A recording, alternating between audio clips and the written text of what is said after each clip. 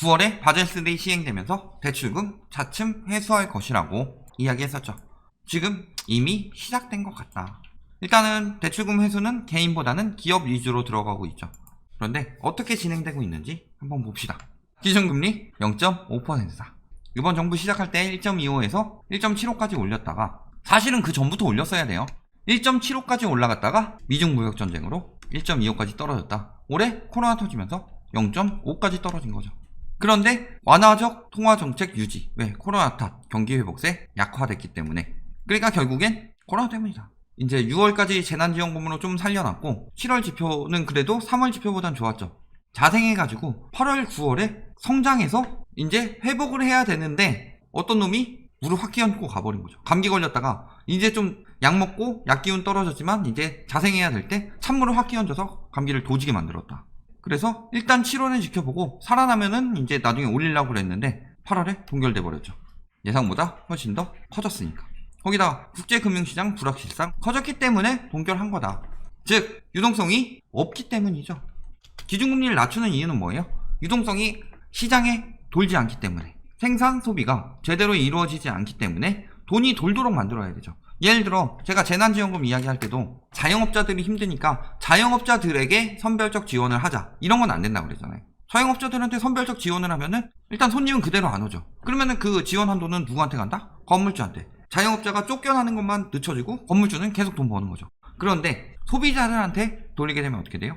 물론 건물주들한테 월세도 내겠지만 소비자들이 자영업하는 데를 가서 뭔가를 산다. 그러면은 사간 것을 다시 만들어서 채워야 되죠. 그러니까 원료를 수입한다. 예를 들어 고깃집에 가서 삼겹살을 먹었다. 삼겹살을 팔았으니까 이 사람은 정육점이나 도매상 쪽으로 가서 삼겹살을 사와야 되죠. 그러면은 일단은 여기서 소비가 한 번 이루어지고 한 번 더 소비가 이루어졌다. 그 다음에 이 정육점이나 도매상 축산업체 쪽으로 가서 돼지 기르는 사람들이 또 돼지를 판다. 그러면서 이렇게 돈이 돌게 되면서 소비가 진작되는 거죠. 그런데 그걸 가지고 무슨 유동성 장세라고 우기고 있는지, 그냥 허리띠 졸라매서 돈 쓰게 만들어서 자산가치 거품만 만들어내고 나라는 죽여가는 짓거리들을 하고 있다라는 거죠. 금융 건전성 떨어졌다. 은행 유동성 규제 완화 내년 3월까지 연장. 원래 언제까지다? 올해 9월까지였다. 원래 이번 달에 한번 터질 수는 있었다. 근데 예를 들어서 이거죠. 처음에 뚝 떨어졌다가 이렇게 회복돼서 여기서 한번 터지고 이렇게 올라갔어야 되는데, 이렇게 한번 했다가 여기서 한번 터지기 전에 먼저 또 깔아버리니까 지금 터뜨리게 되면 뚝 떨어지겠죠. 그러니까 일단 더 유지해서 이런 식으로 회복됐다가 내년 3월쯤에 또 한번 터지게 되는 거다. 어느 쪽이 경제 회복이 늦어지겠어요? 그리고 어느 쪽이 터질 때 더 아프겠어요? 경제가 더 악화됐는데. 이런 식으로 터질 텐데.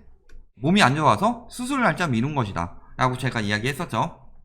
바젤3 시행에 우픈은행 건전성은 무늬만 남느냐 라고 하면서 우려만 퍼진다.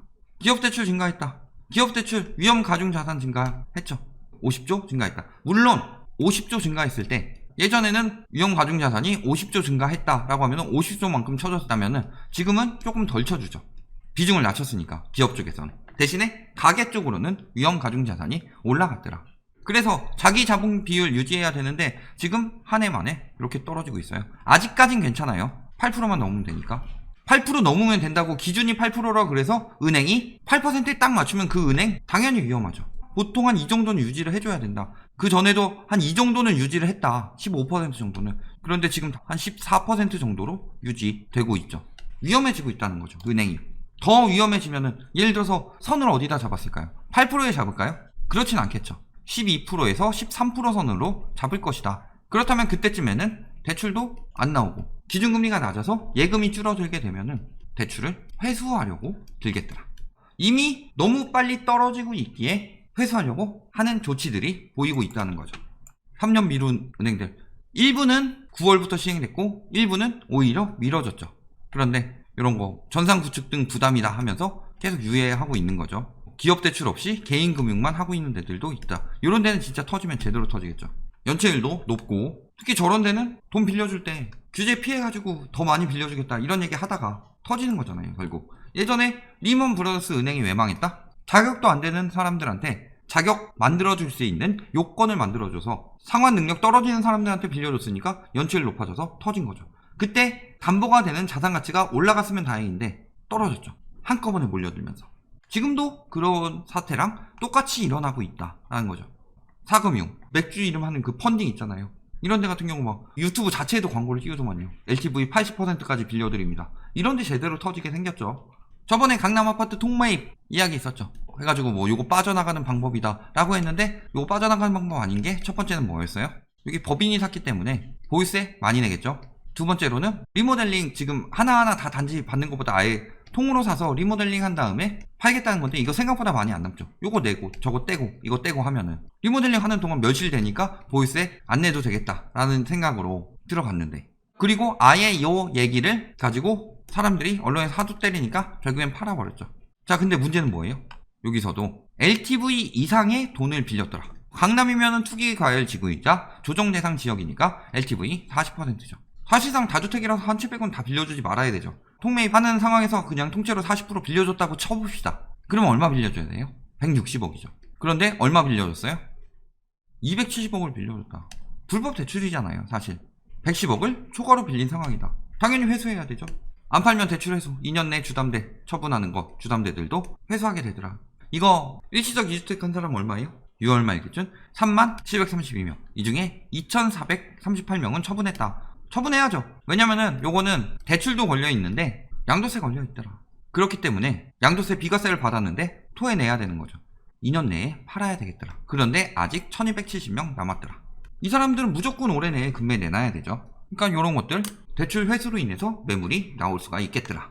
편법 대출은 다 차단해서 회수하고 있다. 지금 사업장비 산다면서 대출 받아서 아파트 매입한 거 회수한다. 용도에 유용한 것으로 최종 확인되는 경우 약정 위반에 따른 대출금 회수 등을 조치할 예정이다. 딱 봐도 경매죠. 이거 받아가지고 아파트를 샀어요. 예를 들어서 10억 받아가지고 20억짜리 아파트를 샀다. 이 10억이 없으니까 빌려서 아파트를 산 거죠. 그런데 내놓으래요. 지금 회수한대요. 어떻게 해야 돼요? 요거 담보로 때려야죠. 경매에 나올 가능성 높아지더라. 강남의 고가 아파트들 경매에 나왔다고 달았었잖아요. 이런 사례일 수도 있겠더라 라는 거죠. 기업 대출 어때요? 쌍용차, 채권은행 대출 회수에 고심하다가 KB는 상환 받고 채권단에서 빠졌다. 자기 돈 받고 날랐죠. 나머지 채권단들이 걱정이 커지겠죠. 잘 돌아가고 있고 그럴 경우에는 회수 잘 안 하죠. 예를 들어서 예전에 일본 땅값 되게 잘 나갈 때 어떻게 했어요? LTV 120%까지 막 내줬죠. 이자 받아먹으면 되니까. 어차피 땅값 좀 있으면은 한 20% 뛰는데, 그러니까 막 내줬더라. 그런데 이게 터질 때 어떤 징조가 나타나요? 회수하기 시작한다는 거죠. 빌려주면서도 확인도 안 해보죠. 사실 잘 안 해보죠. 거기 땅을 샀는지만 확인해보면 되는 거죠. 근데 이렇게 회수하는 시기가 오면은 대출 빌려주는 거 깐깐해지고 회수하는 것도 깐깐하게 잡아서 회수하더라. 특히 지금같이 BIS 비율이 낮아지는 경우에는 은행의 건전성이 떨어지기 때문에 빨리 건전성 회복하기 위해서 저런 것들 잡아내서 회수해야 되는 거죠. 시중 유동성, 신용대출 폭증하고 은행에 넣어둔 돈이 증가했다. 가능성 생각할 수 있는 건 두 가지죠. 첫 번째는 차익 실현했다는 거죠. 예를 들어서 원래 한 5억짜리 아파트인데 얘가 10억짜리가 됐어요.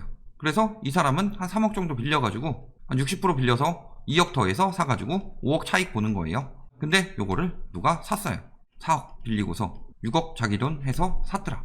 여기 양도세 한 절반 떼인다고 보더라도 사실상 빚이 3억 가진 사람에서 4억 가진 사람한테 넘어간 거죠. 차익 실현하면서. 이런 식으로 이 사람은 예금할 돈 늘어난 거고 사는 사람은 빚 끌어내서 산 거다. 근데 문제는 신용대출이란 거죠. LTV 40%를 못 사니까 신용대출도 한 4억 받아가지고 2억 자기 돈 주고 샀더라. 똑같은 2억 주고 샀더라도 신용대출이 갑자기 4억이 늘어나게 되는 거죠.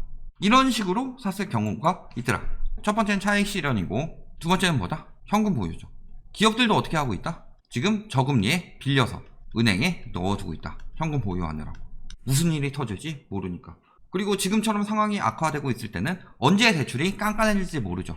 부자들도 미리 하는 사람들 있겠죠. 이런 두 가지 가능성이 있다. 결국에는 부자들은 일단은 현금 비중을 늘리고 있는 편이고 반대로 서민들이 연끌 대출을 받아서 비투하고 있다. 이런 상황이면은 터지기 좋아져서 점점 더 위험해지고 있는 거겠죠.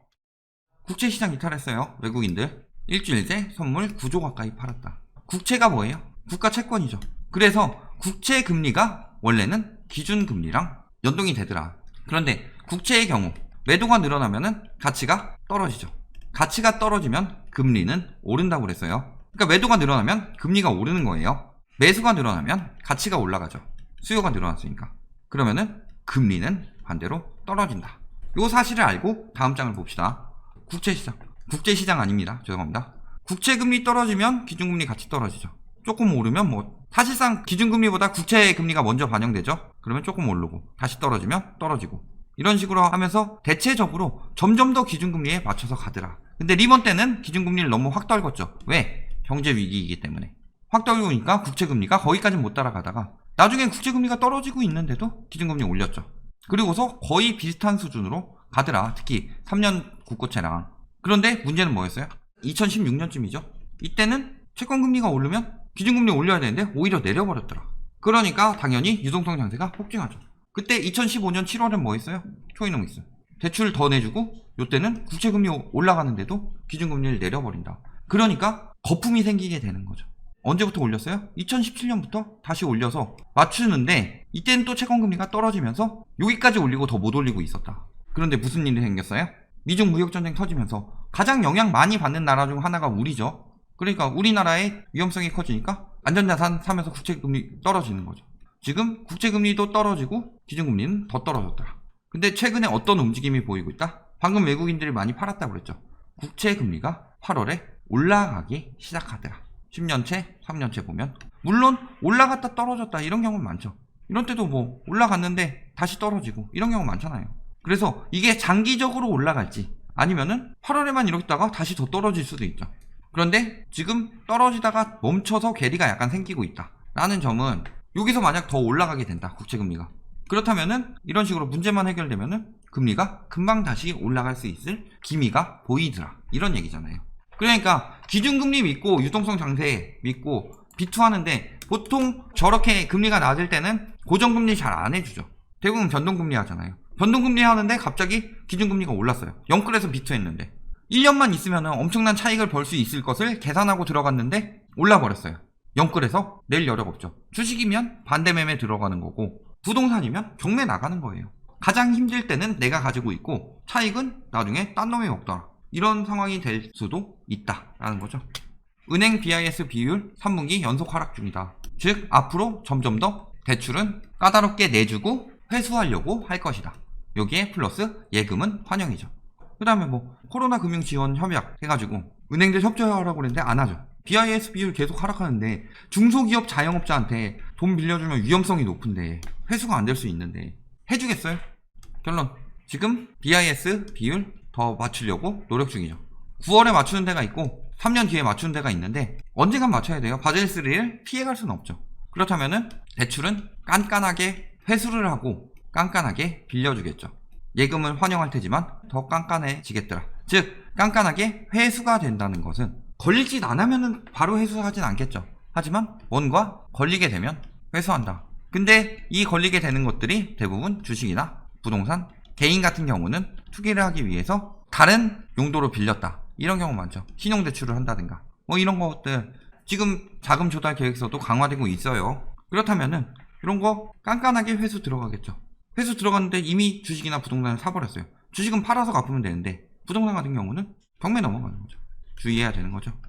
현금 확보해라. 은행도 현금 확보하려고 하고 있고 기업도 현금 확보하려고 하고 있고 부자들도 현금 확보하려고 하는데 알고서 뭐 주식 사는 사람들 괜찮죠? 공부하고 하는 거니까. 근데 왜 잘 모르는 사람들이 갑자기 돈 벌 기회라는 말에 미쳐서 로또 사듯이 몰려드느냐. 다 현금 확보하고 있다는 것은 지금 위험하다는 뜻이다. 올해 초에도 그랬고 작년에도 그랬고 지금도 이야기하고 있어요. 이게 언제 터질지 모르는데 그동안에 조금 더 거품 부푼다고 해서 아 그럼에도 올랐는데요 하고 난리치고 있는 인간들 정신이 없는 거죠. 터지면 정신 차리겠죠.